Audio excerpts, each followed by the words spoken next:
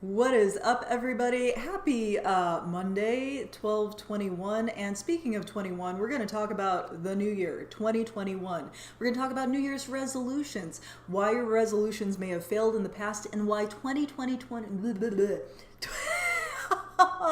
it has been quite the year, hasn't it, folks? Why 2021 is actually going to be the best year yet for making resolutions. Now, if you're already rolling your eyes, first, I'm not sure why you clicked on this video. Maybe you're having some duplicity, some feelings about perhaps making resolutions. But yes, I feel you. If you have failed at resolutions in the past, or if making resolutions makes you feel anxious, I was 100% there with you.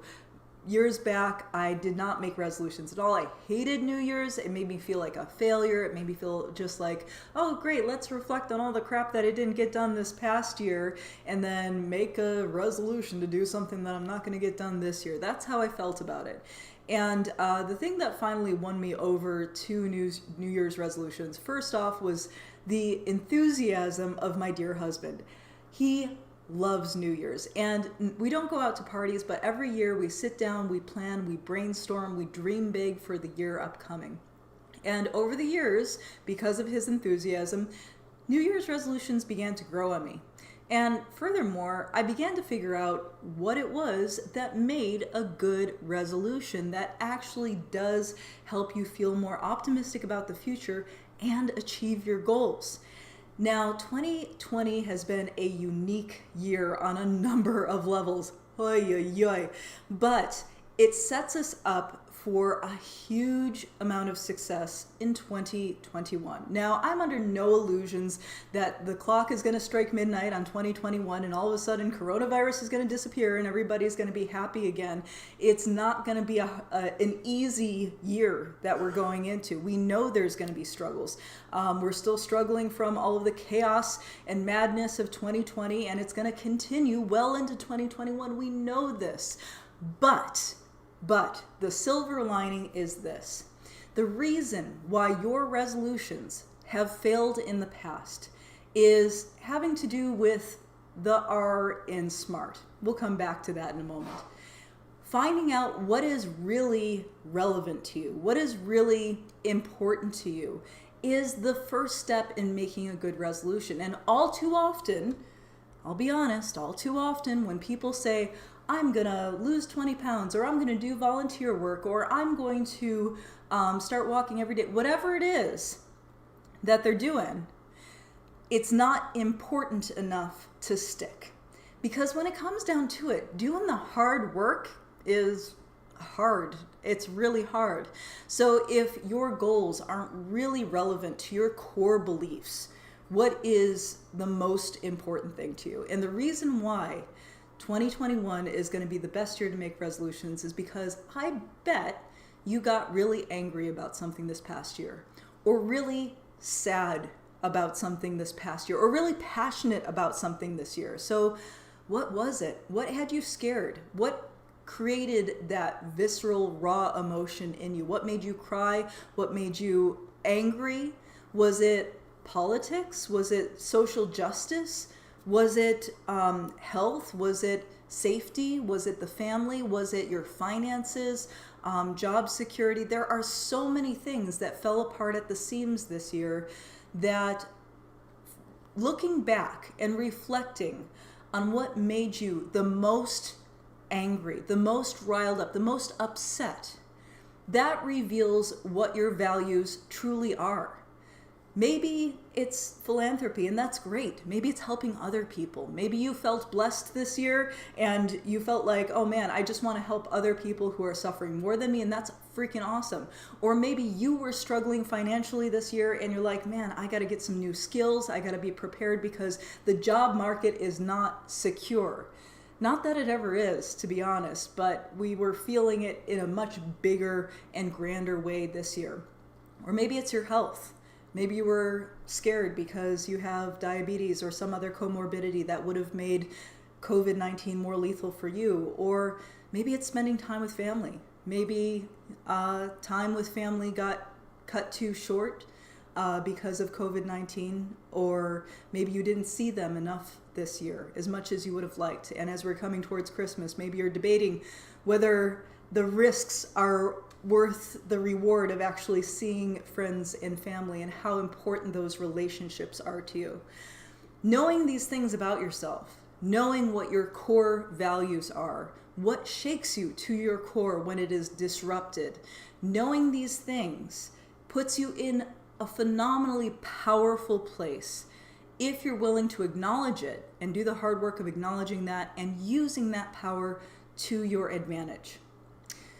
Now, let's take a step back, and we're going to talk briefly about the 5 things that you need to create a good resolution, good goal, okay?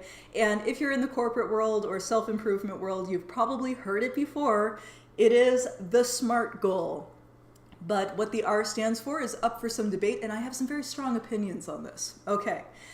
But the S stands for, I forgot, I wrote it down, specific.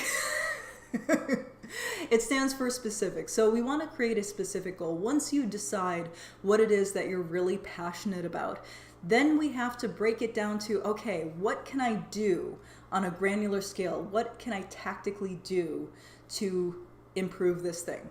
One of the things I do part-time is I'm an online English tutor for non-English speakers, and many of the people who are tutoring with me this year are doing it because they want to increase their job opportunities. So they're doing something very specific to increase their job opportunities. The people who are doing fitness with me at the Nerd Gym, many of them have very specific health goals: lower cholesterol, lower blood pressure, reverse diabetes or pre-diabetes for type 2, lose excess body fat, things that would affect their health, things that really kind of came to, bubbled to the top on levels of importance this year. Or people who just want to have longer, more quality of life so that they can spend more time with their families. So think about specifically what you need in your life. What really got you riled up this year? What were you passionate about? Maybe you want to start volunteering, getting into politics. I don't know. I don't know what it is for you, but you have to be specific. That's the first thing. So find your specific thing. Get down, get a big goal first and then break it down smaller, smaller, smaller until you can find something specific that is also measurable, okay? Something that you can track measurable progress with, okay? So something you can see improvement over time, some way of being able to tell if your effort is worth your effort, right? Measuring your progress is absolutely crucial to any New Year's resolution that you make, regardless of what it is. If you're learning a new skill, you want to see progress in your ability to execute on that skill. If you are doing a weight loss program, you want to be able to measure your body fat composition, that kind of thing. Whatever it is, you want to be able to measure, because there will come a time during the acquisition of your new skill, of your new goal, of your new resolution, where you say, this is taking forever. Am I making any progress? And you want to be able to tell. You want to be able to know. So make sure it's specific, measurable. Attainable is the third one. Sometimes we don't always know what's attainable, and that's okay. But we give it our best guess. And the best way that you can make your resolution attainable is pick one, right? Again, 2021 is the year, baby, because in 2020, we really, really were impacted by so many highly emotionally charged topics, whether it's something to do with health or social justice or spending time with family, whatever it is that got you the most riled up this year, make sure that that is related directly to your resolution. Okay, so then once we have it specific and measurable, attainable, just pick one thing, okay?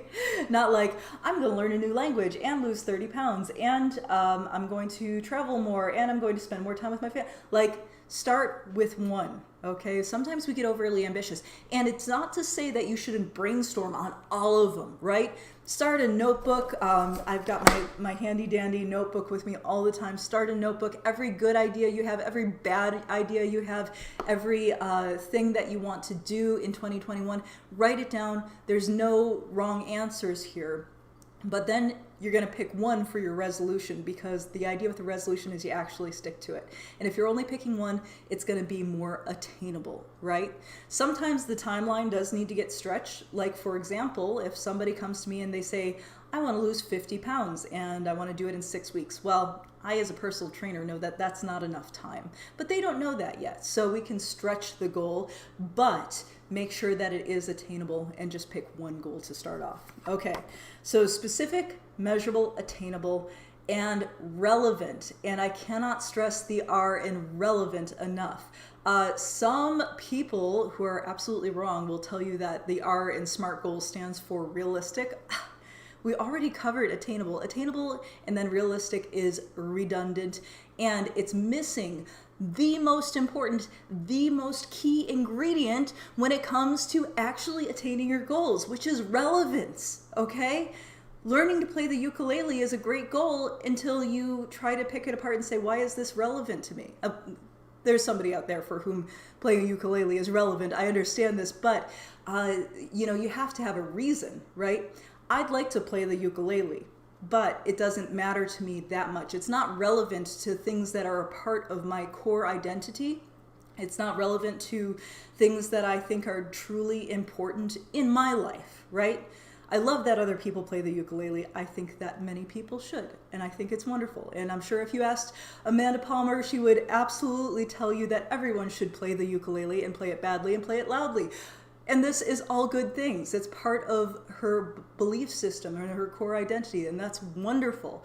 But we want to make sure that whatever we choose is relevant, that we can trace a direct line back to that thing that pissed us off, that made us sad, that made us feel so incredibly enraged in 2020. We want to be able to draw a direct line from whatever we are doing as our resolution back to that. That is what relevance is, okay? That is the importance of it.